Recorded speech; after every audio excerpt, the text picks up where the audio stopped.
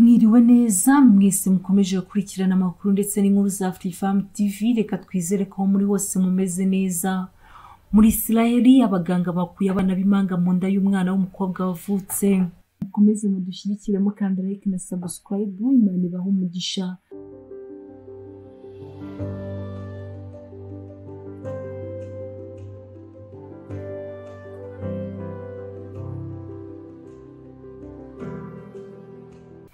Abaganga mu bitaro byitwa Asuta Medical Center biri ahitwa Shodi muri Isirayeli bakuye insoro cyangwa embryos ebyiri zari zirimo gukurira mu nda y'umwana w'umukobwa wari umaze kuvuka.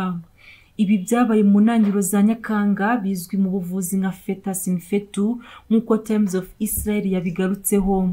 Uyobora agace kita ku bana mu bitaro bya Asuta, Omeri Grobisi, avuga ko mu bintu bidakunze kubaho ibyabaye biri muri kimwe mu bintu 500.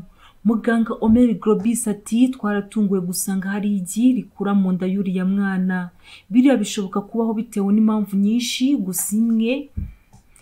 Muganga Omeri Grobisi ati twaratunguwe gusanga hari igi rikura mu nda y'uriya mwana.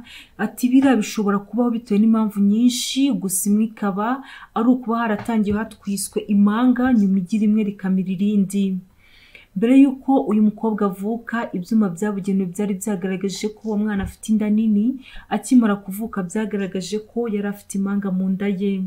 Uyu mwana w'umukobwa yakorewe ibizamini bya ngombwa bemeza ko izo manga zavanwa mu nda ye, kandi iki gikorwa cyagenze neza.